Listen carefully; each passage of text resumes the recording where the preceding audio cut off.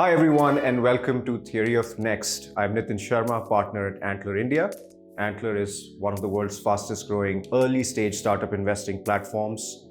We are in 17 geographies globally and especially well suited for founders building in India for the world. We go very early. The earlier the better, when things are purely concepts. And it is with that mindset that we always need to be at the cutting edge of what technologies, spaces, and themes are going to shape our future. And so we thought, let's create a new property that underlines this. So welcome to Theory of Next.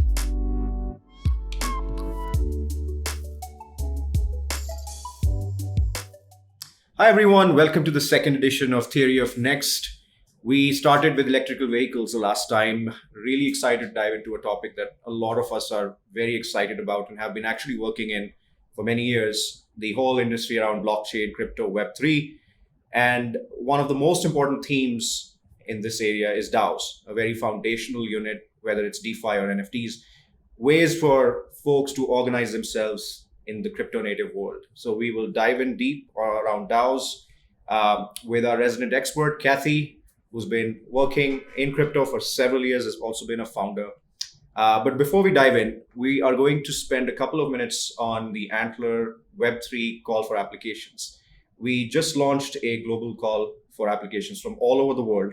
This is a common application for any founder who is trying to transition to Web3 or already working in Web3 to apply with one portal and access all the resources across our entire network in one go. And on day one, you can get access to the footprint we have in 17 locations. We're also creating a partnership with Solana, Polygon, and Questbook, one of the fastest growing Web3 developer communities, as well as a set of fantastic advisors who have been founders in the space. So please check it out at antler.co/Web3. But anyway, let's dive right into DAOs. A lot of you have heard of Uniswap and Compound and may not realize that they're structured as DAOs. And then, Cathy, we have names ranging from MakerDAO and DeFi to Moloch DAO, which I learned recently is named after the god of coordination failure. Figure that out. Or Pleaser DAO in the world of NFTs. So what is a DAO, Cathy? Yeah, awesome. Thanks, Nitin. And so excited to be here. So DAOs are not a new idea. I think that a lot of what we've been kicking around with in this crypto cycle have been ideas that have been around for a while. They've just been implemented and now adopted. So Vitalik actually even wrote about DAOs in the Ethereum white paper. And he defines it very simply as a virtual organization which has a defined set of members and a defined governance structure. And what does that governance do? It helps people essentially either modify the code of that virtual entity or spend its funds. More broadly, though, that's kind of a more technical definition. I would just think of it like you said, which is DAOs are a way for Web3 native or even Web2 companies that are transitioning into Web3 kind of decentralized governance to govern themselves. Right. And so I think for a lot of folks who are maybe have a conceptual idea, but they won't understand what the process is, what are the sort of building blocks of a DAO. So let's cover that.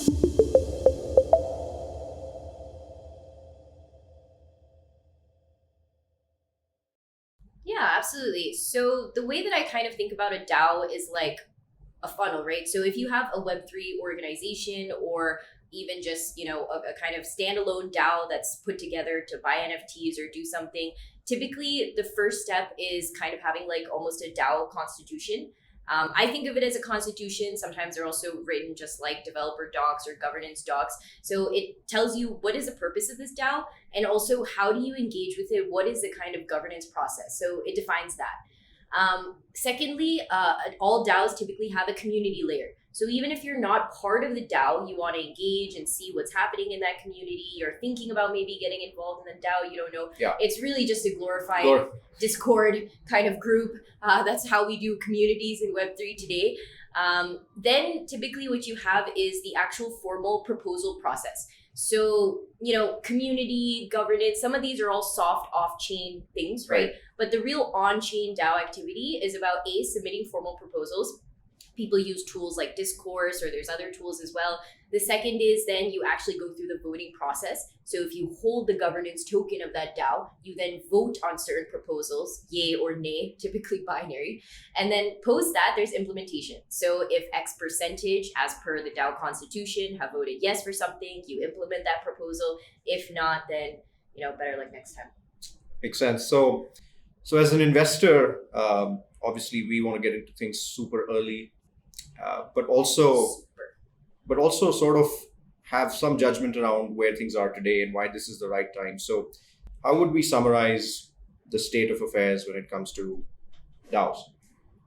Yeah, I think that DAOs today, we are at very early stages still. There's about 200 or so active scale DAOs, I think, in the Web3 space. But a massive amount of value is actually locked in these DAOs, especially with the rise of the DeFi DAOs, right? So I think now it stands at $14 billion of assets and economic coordination are being covered by DAOs right now, which if you had asked me 18 months ago, I would have been like, Crazy. What are you smoking? And about 1 million or so participants in these DAOs. So now that we've covered the basics of DAOs, the process, and sort of where things are today, I think everyone's wondering, what is the big deal? Why is this such a disruptive or profoundly interesting concept, right? And there are many interpretations, right? And so you and I discussed there are broadly three ways of looking at it, right? So let's start with the first one, which is the user-centric view, right?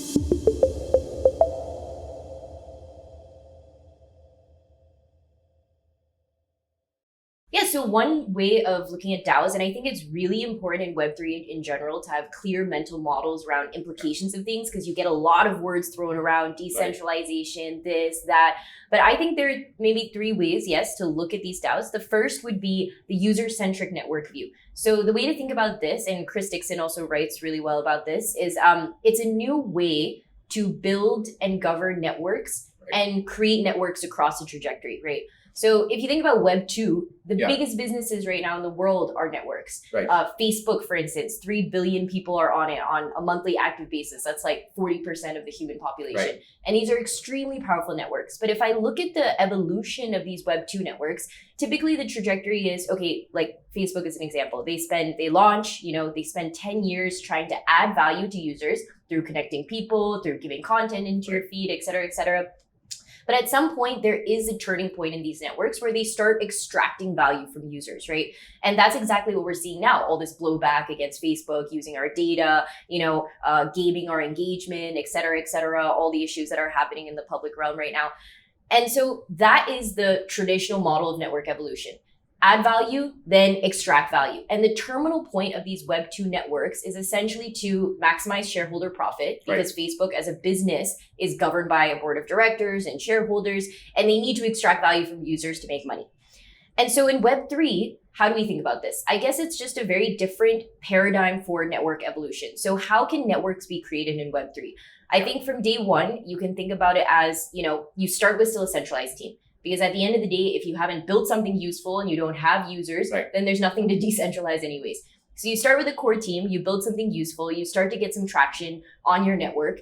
But one very interesting thing is you can actually use token economics to reward early users and early engagement, which then creates a way to break existing network effects. Yeah. Like today, if I wanted to go head on and compete with a Facebook, TikTok has done a really good job, but there's also 10,000 apps that have died on the way of that mission. But this idea with Chris Dixon talking about bootstrapping network effects, right? This was actually around even when people were selling ICOs, right? And the whole idea is, before your product has utility, before your network has any utility to the participants, you create a financial utility by creating this token that creates more engagement and incentive for those participants to build the community, and then your network effect can be created. So financial utility before network utility, right? Versus Web 2 sort of, like you said, was actually trying to create network utility and then extract value.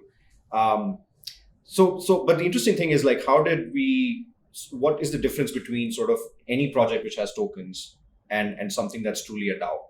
Absolutely. So I think the difference is what you give as rights to that token holder, right? I think that we experimented with just pure utility, like you can use this token in the app and do stuff. Financial utility, like price go up, up only. Speculation. And thirdly, I think what's interesting in this cycle is we've seen governance tokens at scale. So $14 billion now of tokens, which are directly tied to governance rights, which is you can vote on things that then modify the code of that project or allocate the funds to that 14 project. billion. 14 billion. Yeah, correct.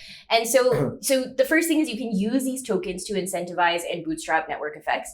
The second thing is that you then use that community of early engagers and people who are actually, and there's very interesting now, like these DAOs that are coming up with ways to see, let me reward more tokens to people who have done more unique transactions, who have opened more persistent addresses, or their wallets on our project are active for a longer period of time. So there's all these parameters to basically try to find the people in that network that are genuine and very active users.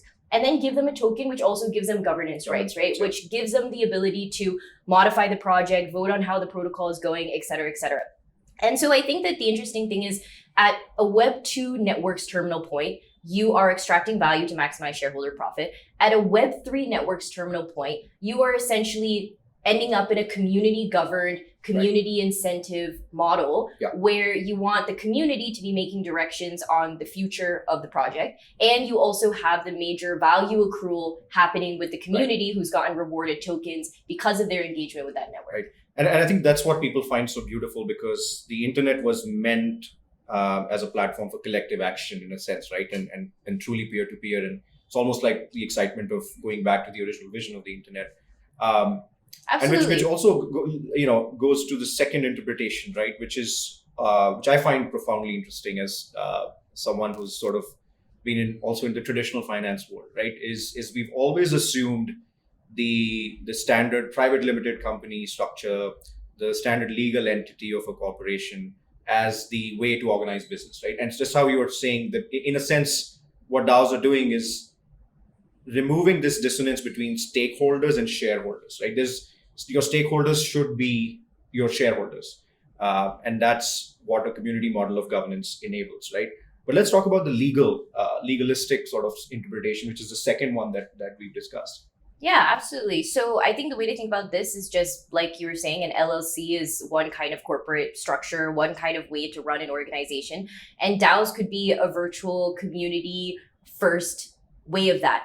And I think the interesting thing that's happening here now is, what are the legal standings of DAOs in the real world, right? It's great that we're doing experiments and DeFi and all this stuff is happening. But if you have disputes, like how do you interface with, the physical world, the court of law, blah, blah, real blah. world assets, ownership. Exactly. And something interesting that's happening is I think lawmakers are starting to make some strides here. Like Wyoming recently came out with a paradigm where you can actually legally incorporate a DAO now. So you can create it as a legal entity with legal rights, following a certain jurisdiction, et cetera, et cetera. Yeah. But ultimately, we're still super early days in this, and we'll just have to see how it plays out. I think this is going to be fascinating for years to come. And if there are any lawyers in the audience, I think this is probably the most interesting area in law for many, many years to come. So while a lot of folks want these legal costs to disappear by just using code and smart contracts, I think the interesting element is also going to be when this interfaces with real world assets and ownership, disputes happen, how do courts interpret it, right? Because it's one thing to be in the metaverse or crypto native world, but talking about the real world, that takes us to the third interpretation, which is people actually getting together to do interesting things like buy assets. So everyone must have heard of Constitution DAO, right? How fascinating that several hundreds of thousands of people got together and pulled in $41 million to buy a copy of the US Constitution. We've talked on an Antler podcast to People Pleaser, a Web3 influencer who inspired a DAO called Pleaser DAO, and they bought the Wu-Tang album as well as Edward Snowden's work. And there are many more examples, including Metaverse, for example, right? So what do we take away from all this? Like, is this the third interpretation? So I kind of call it the grassroots organization view, which is essentially that DAOs are enabling really easy spin-ups of these virtual organizations that come together to do something, right? Typically right now, buy something. Especially for the NFT or kind of these art world DAOs. And, there's all these weird, passionate corners of the internet. And that's what we really love about it, right? Whether that's BTS or maybe even something more on the activist sphere. And I think DAOs just create a different way for people to easily get together and do something and organize in a community that they're passionate about. Constitution DAO, it's actually pretty cool. They use those funds to buy the Constitution, but you were also rewarded DAO tokens, which allowed you to vote on things like, where do we store the Constitution in the future? How do we show it? Should it be for free or not for free? So essentially being able to also create a paradigm for managing that asset after purchase as a community. And it's pretty cool. And I would love to see, more of these groups in quirky areas of the internet get together and do some stuff through DAOs. No, it's amazing. And that's what I think the interesting part is, to realize that DeFi and NFTs, the whole world of metaverse, I mean, while that's taking off, that's what makes DAOs such a foundational premise, right? Because this is what enables actual functional fractional ownership of things, right? Because it's one thing to be trading small NFTs, but when people get together and want to bid on large valuable assets or works of historical importance, that can only be managed through a DAO structure.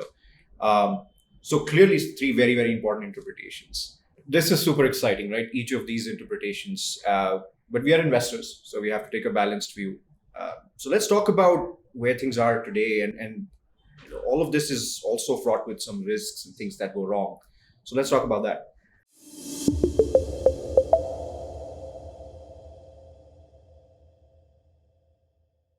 Yeah, so I think the way I think about Web3 is like, we are in this Cambrian explosion of creating potentially generational technology, but we're still in like beta mode. Like everything out there is basically in beta mode, and there are a lot of issues, and that dream still requires 3 to 10 to 5 years of real building in order to come to fruition. So right now with DAOs, right, some of the biggest issues that I see in existing DAOs. The first is identifying real users, because obviously, if you're launching a governance token and you want your active, authentic users to be participating in governance, the first question is, how do you know who they are? And in crypto and in Web3, you will always have adversarial players, right? You have people who Sybil attack, who just farm and create like a ton of wallet addresses, who mimic activity on your network, right? Because they know that they're going to get an airdrop. And once they get an airdrop, they're going to sell it. So it's actually a pretty difficult problem to be like, how do I distinguish authentic usage? What are the paradigms for airdrops? How do I look at activity on the network? Paraswap recently, there was this whole controversy because they were super limited in their airdrop, right? And then some people were like, no, but I'm an authentic user. And then some people were like, oh, I was actually just farming this airdrop and I still got a bunch. Right. So it's a difficult question, and it's still an open problem. Classic space. Concentration versus decentralization, actual decentralization. Yeah, exactly. We're just identifying authentic usage versus speculators or people who are coming and interacting with your network to earn tokens, not to stick around and participate in the project, right? The second is, I would say, genuinely governance participation is a huge problem. Like, we talk about, everyone's like, yeah, we love community governance, all this, rah, rah. But if you look at actual on-chain voting, less than 1%, and in most protocol cases, less than 0.1% of people even participate in voting, right? Most people don't know what the hell's going on. They are maybe not technical enough to understand the proposals. Maybe they just don't give a crap. I don't know. Right. So you have some participation issues, which then goes to that question of centralization versus decentralization, right? Because if you only have that, we don't know what kind of identity is that subset. Maybe they're just super passionate community members. Maybe they're just whales. Maybe they're just randos, but you only have less than 1% of people. Do you think that it will evolve into some sort of delegated proof of stake as it was with POS blockchains? Like, will people essentially start to become... Absolutely. You can delegate in most DAOs as well, but then it goes into, it becomes political, right? You're dealing with human incentives and stuff like that. So there have been a lot of chats in the ecosystem about, are you allowed to buy votes? Can I buy delegates? Can I buy them openly on chain? Can I buy them off chain?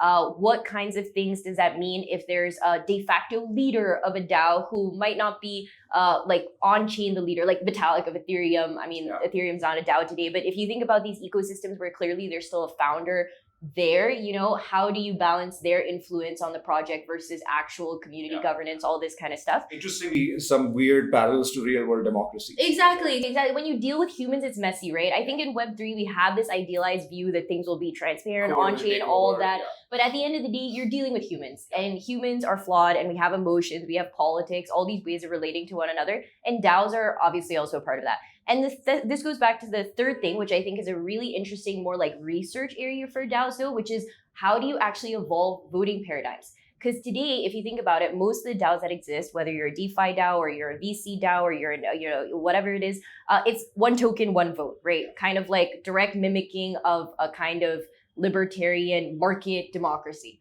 The more, if you have 10,000 tokens, you have 10,000 votes. If you have 1,000,000 tokens, you have 1,000,000 votes.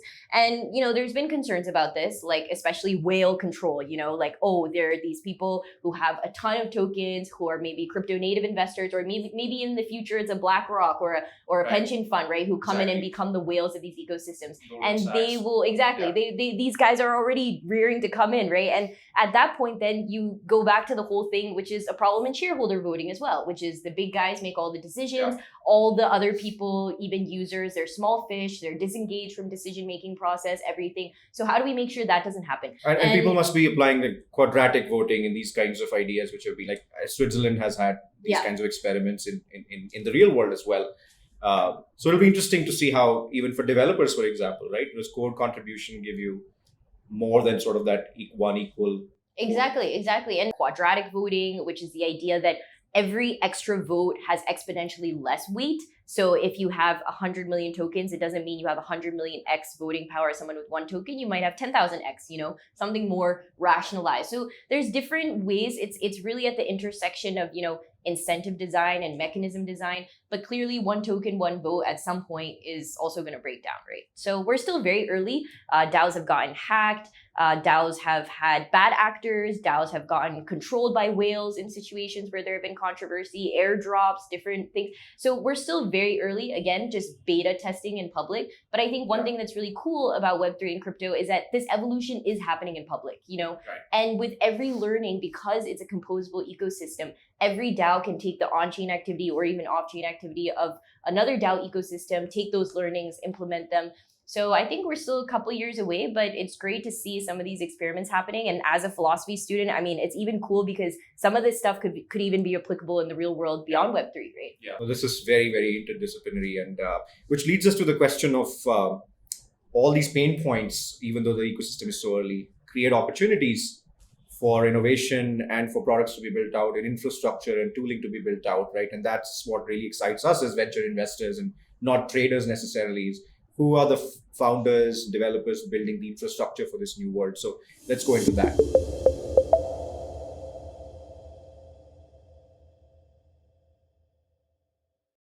So DAO tooling is actually a really interesting space. Even at Dunya, when I was building products in this space, I always thought that dev tools, infrastructure, picks and shovels were a really good place to start because right now, like any very nascent ecosystem, a lot of things can be improved, right? So where I see in tooling is two major areas. One is essentially an integrated experience. Because right now, if you look at a DAO, they're using Discord for their community, they're using Discourse or some tool for their proposals, they're using some other system for the actual voting and count, they're using some other project management software because different contributors are then implementing the DAO proposals. So it's a huge mess. And so I think that a place which is built from scratch, like kind of an interface which integrates all these different life cycles of a DAO from formation all the way to the running of a DAO could be really interesting. And people are building different pieces of this. And the second is also like financial management of DAOs, right? DAOs are financial entities. Like we said, $14 billion in DAOs today, but we don't have any specialized tools to deal with even something as simple as payroll from DAOs for people who are not full-time employees, anonymous contributors, or you only have their wallet on Etherscan or whatever. The second would be taxation of DAO, fund movement, tools around accounting, so all of this stuff around the DAO treasury management is also something that needs to build specialized for Web3, for these kinds of virtual entities from the ground up, and probably can be really improved. And these things will really enable people to use these better, to start them easier. And so I think that's a really important part of the space. And in general, across all of the various parts of Web3, right, that usability is one of the biggest themes, and that's what we are very excited about.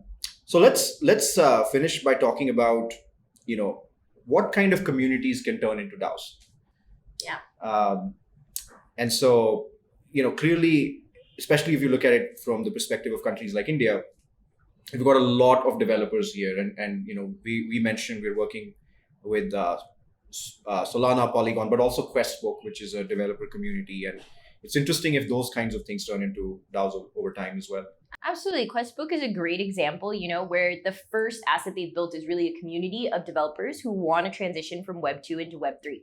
And their whole vision is, can we build this protocol for talent allocation where developers are able to have a unique identity, match with job opportunities, and engage and discover in a peer-to-peer fashion as well as in a work contribution fashion?